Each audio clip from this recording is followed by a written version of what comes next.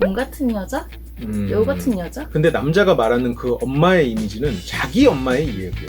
이 아빠 같은 사람 빼고 다 만나라라는 얘기를 하시는 분들이 많아서 맨날 듣는 지난 시간에 상담을 하다가 얼핏 나왔죠. 엄마 같은 사람을 원한다. 그리고 엄마 같은 사람과 연애를 하다 보면 결국에는 깨질 가능성이 높다. 제 친구들과 저 사이에서는 엄마 같은 여자랑 그냥 사귀고 싶은 여자의 차이는 간단하게 곰 같은 여자? 여우 같은 여자? 지금 말씀하신 것과 남자들이 생각하는 건 조금 차이가 있어요. 지금 말씀하신 건 보편적인 사람이 생각하는 엄마의 이미지잖아요. 근데 남자가 말하는 그 엄마의 이미지는 자기 엄마의 이야기예요. 또 뭐가 추가가 되냐면 그냥 곰이라는 표현은 어떻게 보면 좀 묵묵하게 자기 일하고 이렇게 좀 선한 이미지. 근데 그거 말고 나가 기준이에요. 나에게 과연 얼마만큼 헌신적이냐예요. 어머니와 나의 관계는 투닥투닥 했어도 어쨌건 새벽에 일어나서 도시락 싸준 게 어머니잖아요. 그걸 해줘야 된다는 얘기지. 밖에 나가서 내가 다른 여자한테 차이고 들어왔을 때 나를 위로해 줄 수 있는 사람. 중학교 때 딴 애들은 뽀뽀했는데 나만 못했어. 그랬을 때 위로해 주는 게 엄마예요. 왜 날 보면서 그런 표정을 줘요? 내가 그랬다는 게 아니잖아 지금. 연인 사이에서 허용치를 넘어서는 헌신을 바라는 거예요. 그래서 이 남성들은 다는 아닌데 20대 초중반까지만 해도 그런 얘기하는 사람들이 많아요. 엄마 같은 여자를 만나고 싶다. 그리고 이거는 사람마다 다 다른 모습이에요. 그러니까 다 똑같이 말을 하고 동의하는 사람이 되게 많음에도 불구하고 다 다른 모습의 엄마를 생각하는 거죠. 거기에 플러스로 나에게 연인을 넘어선 헌신이 포함되는 거예요. 무조건적인 사람? 그렇죠. 그러니까 보편적인 이성상은 아닌데 거기에 보편적인 헌신이라는 개념이 들어가 있는. 잊기가 상당히 참 힘들죠. 여성분들도 아빠 같은 남자를 만나고 싶다는 얘기를 하는 사람들이 제법 있는데 남성들이 엄마 같은 여자를 만나고 싶다라고 하는 것보다는 훨씬 적은 것 같아요. 아 그래요? 네, 어머니와 친한 딸들이 어머니의 영향을 받아서 그런지 모르겠는데 보통 어머니들은 이 아빠 같은 사람 빼고 다 만나라라는 얘기를 하시는 분들이 많아서 맨날 듣는 딸들도 아버지 같은 사람을 만나고 싶다라는 생각을 하는 시기가 있어요. 심리적으로는. 언제예요? 굉장히 어렸을 때죠. 그러니까 남성도 자기 어머니를, 물론 이것도 뭐 학설에마다 좀 다른데 자기 어머니를 유일한 이성으로 보고 아버지를 경쟁자로 보는 그런 시기가 존재하거든요. 깐난애기 때인가? 그렇죠. 기본적으로 이런 심리를 버리지 못한 사람은 좀 성숙하지 못할 가능성이 존재해요. 그건 사실이에요. 그래서 이런 사람들이 엄마 같은 여자를 만난다라고 하면 실제로 엄마와 닮은 사람이 아니라 나에게 굉장히 충실하고 헌신적일 것 같은 여자예요. 그래서 엄마 같은 여자를 만났다라고 하는 건 내가 뭘 해도 나를 지지해주고 헌신해줄 것 같은 사람. 근데 그 뭘 해도라는 거에 실은 용납이 안 될 만한 포인트가 존재하는 거죠. 여자가 고생하겠네요. 그런 문제는. 그래서 이런 연애가 오래 가기가 좀 어려워. 근데 실은 사랑하다 보면 내가 정말로 엄마 같아지고 싶고 아빠 같아지고 싶은 마음은 들어요. 뭐 서로가 그렇게 해주고 헌신적이라 이렇게 하면 좋은데 실은 오자 관계, 부녀 관계는 일방적이거든. 어머니가 도시락을 싸지 자식이 도시락 싸서 어머니 아침에 도시락 싸셔서 힘드셨죠? 오늘은 제가 대접하겠습니다. 한 번도 안 하잖아. 한 번도 안 하잖아. 일방적인 관계가 된단 말이야.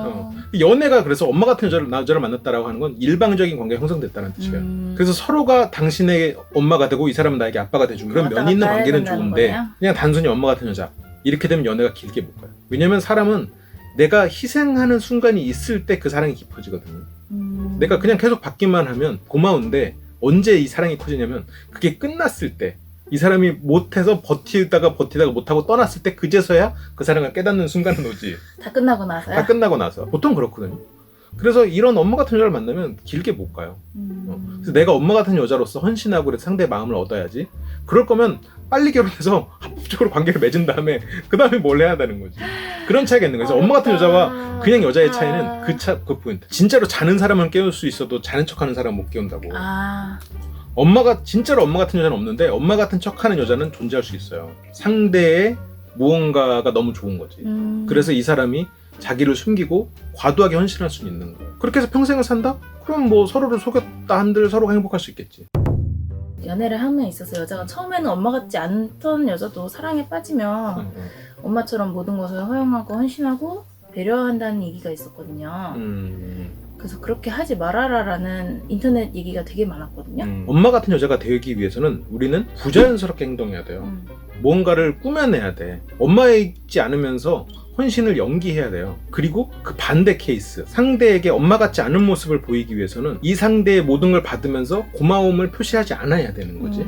그런데 이 두 가지 다 부자연스럽다는 거지. 그래서 연애가 오래가게 하려면 처음에 시작이 힘들지언정 자연스럽게 하고 싶은 대로 하는 게 좋다는 얘기가 나오는 거지. 근데 거기에 플러스로 인간적으로 본인이 좀 고마운 건 고맙게 생각하고 상대가 헌신했을 때는 그거에 대해서 어떤 피드백을 주고 감사의 표시를 하고 이런 정도는 해야 인간적인 태도를 취하고 기본적으로 매너를 지키는 선에서 관계가 가야 연애가 오래 가는 거지. 근데 이게 엄마 같은 모습, 상대가 이런 모습을 헌신을 원하니까 이렇게 해야지 라고 하면 결국에는 그것 때문에 깨지고, 반대의 모습을 취해서 그럼에도 불구하고 상대가 나한테 계속 잘해요. 그러면 이 사람이 나한테 아빠 같은 사람이 되겠지. 그래서 관계가 길어지지. 그럼 상대는 지친단 말이에요. 결국 그러면 이거는 또 그 이유 때문에 깨진다는 거지.